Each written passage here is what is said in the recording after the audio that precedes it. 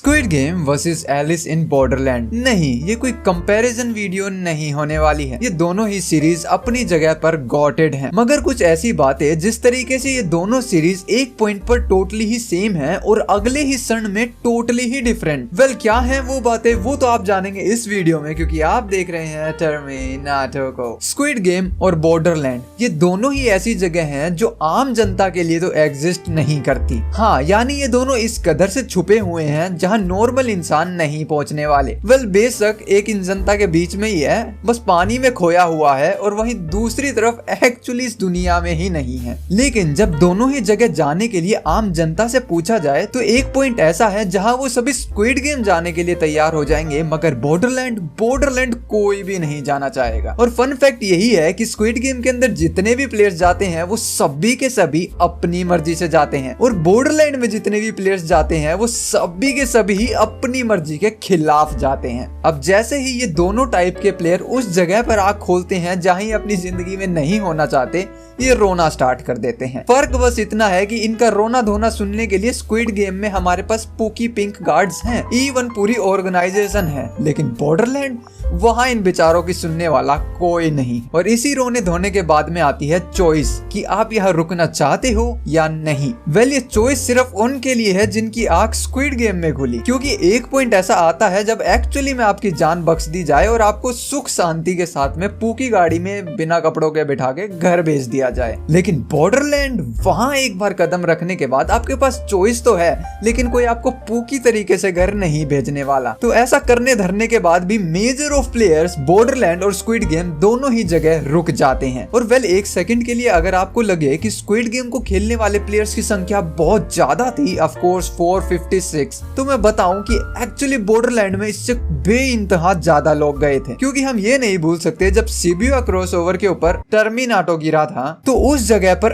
Actually बहुत लोग present थे, एंड मेक सेंस क्योंकि वो one of the busiest crossover है। तो हाँ, वो सभी के सभी लोग बेशक अपनी जिंदगी में हॉस्पिटल ना पहुंचे हो, मगर बॉर्डरलैंड वहां जरूर पहुंच गए। हाँ, हमें ये मालूम है कि बॉर्डरलैंड जिंदगी और मौत के बीच की एक जगह है, तो दैट्स व्हाई जब कोई इंसान मरा तो वो फ्रैक्शंस ऑफ सेकंड में तो मरा, लेकिन पॉइंट ऑफ सेकंड के लिए वो भी जिंदगी और मौत के बीच में जूझ रहा था, और उसी वक्त वो पहुंच गया बॉर्डरलैंड में। वो बात अलग है कि देन उसकी डेथ बॉर्डरलैंड में होती है और उसके पास एक्चुअली कभी कोई चांस नहीं था वापस लाइफ में आने के लिए। वहीं अब ये सारे प्लेयर्स जो अपनी जिंदगी की ऐसी जगह पर फंस गए हैं, इन सभी को अपनी जिंदगी में आगे बढ़ने के लिए, या मैं कहूँ जिंदगी जीने के लिए, गेम्स सरवाइव करने थे। वेल, स्क्विड गेम में एक्चुअली इन सभी प्लेयर्स को बकायदा सब कुछ समझाकर, बहुत ही बेहतरीन पूकी सीढ़ियों का सफर करवाकर डिफरेंट गेम्स के एरिना तक लेके जाया जाता, देन वहां पे उनको रूल समझाए जाते। लेकिन बॉर्डरलैंड में कभी भी प्लेयर्स को कहीं ले जाया नहीं गया। वो अपनी जिंदगी में कंफ्यूजन में ही पैदा हुए और कुछ तो कंफ्यूजन में ही मारे गए। खुद उनको अपना पूकी दिमाग लगाकर जैसे तैसे गेम के एरिना तक पहुंचना पड़ता, और एरिना तक पहुंचने के लिए उनके पास में हमारे स्क्विड गेम की प्यारी पूकी स्टेयर्स नहीं थी।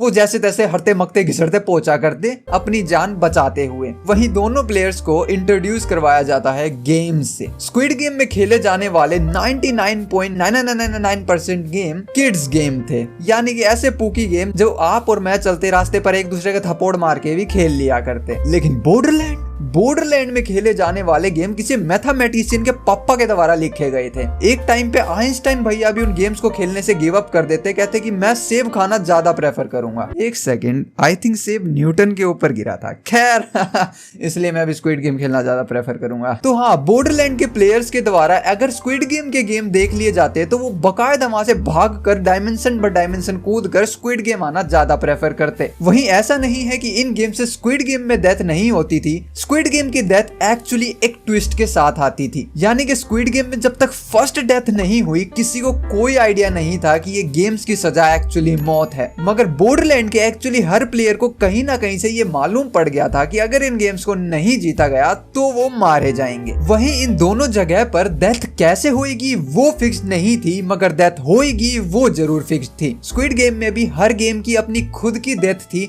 और वहीं बॉर्डरलैंड के अंदर भी हर गेम की अपनी खुद की डेथ डेथ है। दोनों ही टाइप के गेम्स में डेथ नेक्स्ट लेवल तक की ब्रूटल हो सकती है, चाहे वो ऊपर से नीचे गिरना हो या फिर आग में झुलसकर मारे जाना। लेकिन ये सिर्फ वो ऑप्शन नहीं था जिससे प्लेयर्स की डेथ हो सकती थी, बकायदा एक फिक्स्ड डेथ है दोनों ही जगहों पर, जो कि स्क्विड गेम में है गोली लगना और बॉर्डरलैंड में है लेजर से मारे जाना।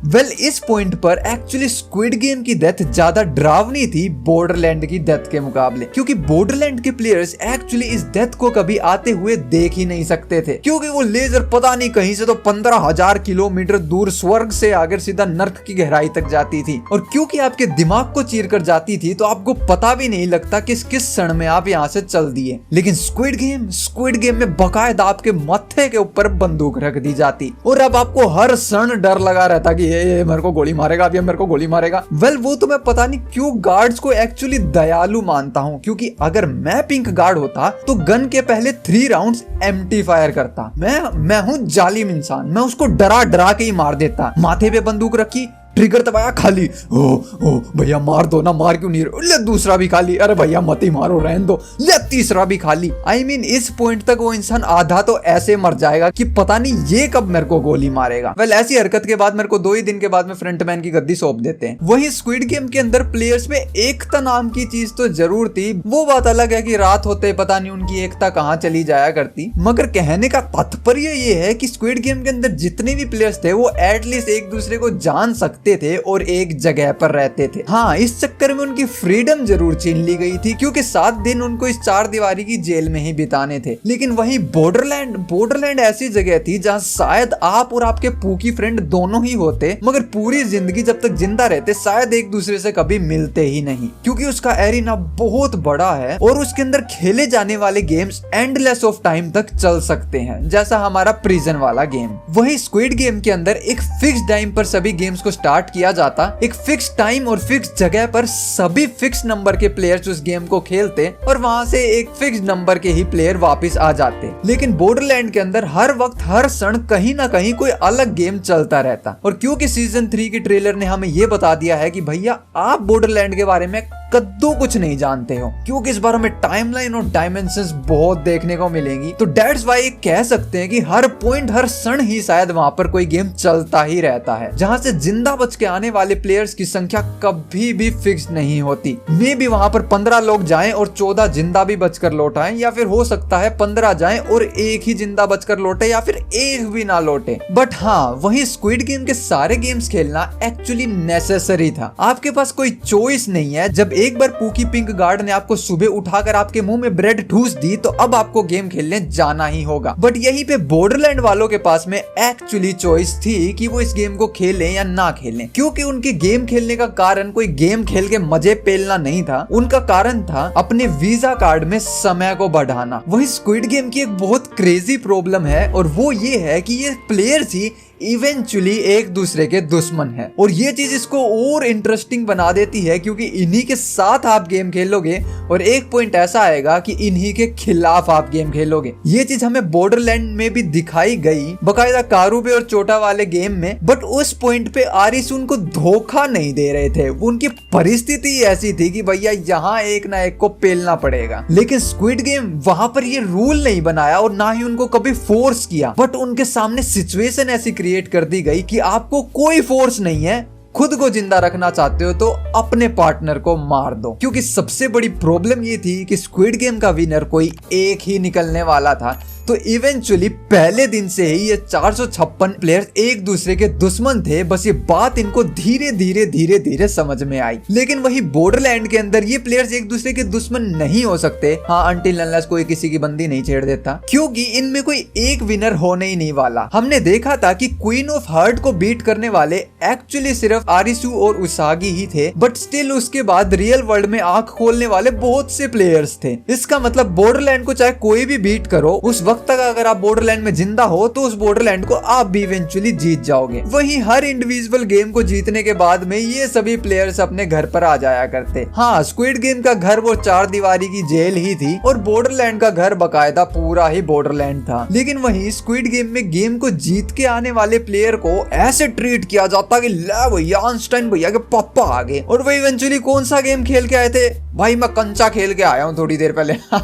और उसके बाद में ट्रीट के रूप में उनको दी जाती 2 पोकी ब्रेड, 4 शकरकंदी, 2 पानी की बोतल। इस पॉइंट पे अगर स्क्विड गेम वाले रिक्वेस्ट कर देते ना एक रंगारंग कार्यक्रम नाच गाने की, बस एक बार प्लेयर 456 भैया को फ्रंटमैन को प्यार से जाके उनके चैम्बर में बोलना था कि ये ब्रोस की एक थोड़ा सा डांस हो जाए, तो फ्रंटमैन भैया का तो पूरे गेम क्रश रहा ही है प्लेयर 456 के ऊपर, तो डेफिनेटली वो उनके लिए शकीरा का भी अरेंजमेंट करवा देते। लेकिन यही बॉर्डरलैंड वाले वो अपनी जिंदगी का शायद ऐसा कोई डेडलीस्ट गेम खेल के आए हैं जहां उन्होंने अपनी फैमिली फ्रेंड्स की अपने हाथों से जान ले ली है। अब आने के बाद उनको क्या मिलता है? पानी की बोतल, एजी मेरा कद्दू मिलता है उनको मिलते हैं 4 ताने, 5 पिछवाड़े पर लात। और जब वो रिक्वेस्ट किससे रिक्वेस्ट करेंगे, वो उनके पास फ्रंटमैन नहीं है। अगर वो हवा में भी रिक्वेस्ट करेंगे ना तो हवा में रिप्लाई के नाम पे 4 गोली आएगी और 2 लाशें और 5 प्लेयर भागते हुए कि मोटे भाग ले, किलर हमारे पीछे पड़ा हुआ है। भाई मैं अभी गेम को सरवाइव करके आया हूँ, प्लीज। इस मामले में स्क्विड गेम वाले एक्चुअली काचे काट रहे थे, और वो काचे ही नहीं काट रहे थे। इतना सब कर्म कांड करने के बाद उनमें से जो एक विनर बच के निकलता है उनको इनाम के रूप में